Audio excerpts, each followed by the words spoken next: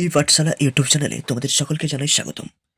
আজকে শিক্ষার দার্শনিক ভিত্তি এই চ্যাপ্টারটা থেকে কিছু প্রশ্ন এবং উত্তর আলোচনা করব।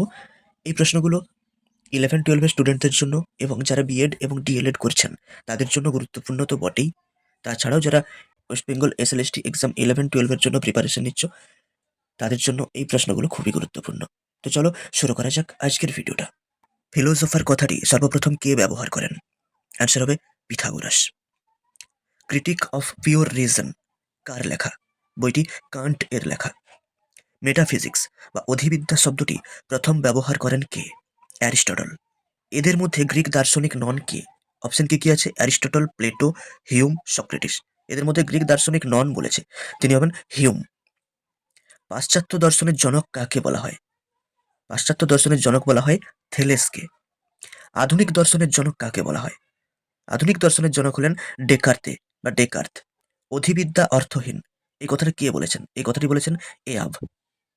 মানুষের আচরণ সম্পর্কে আলোচনা করে দর্শনের যে শাখা তার নাম কি?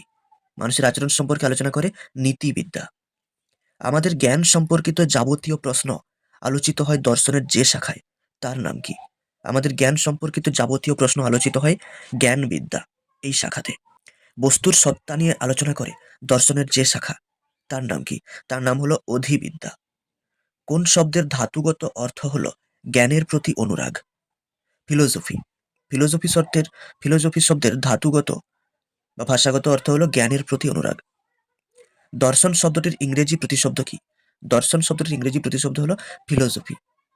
এসএলএসটি 11-12 এর পরীক্ষার জন্য খুবই গুরুত্বপূর্ণ। এছাড়াও এই প্রশ্নগুলো কিন্তু তোমাদের বিএড এবং ডিএলএড এর পরীক্ষাতেও কিন্তু এসে থাকে। আর যারা 11-12 এর স্টুডেন্ট তাদের জন্য তো প্রশ্নগুলো খুবই গুরুত্বপূর্ণ।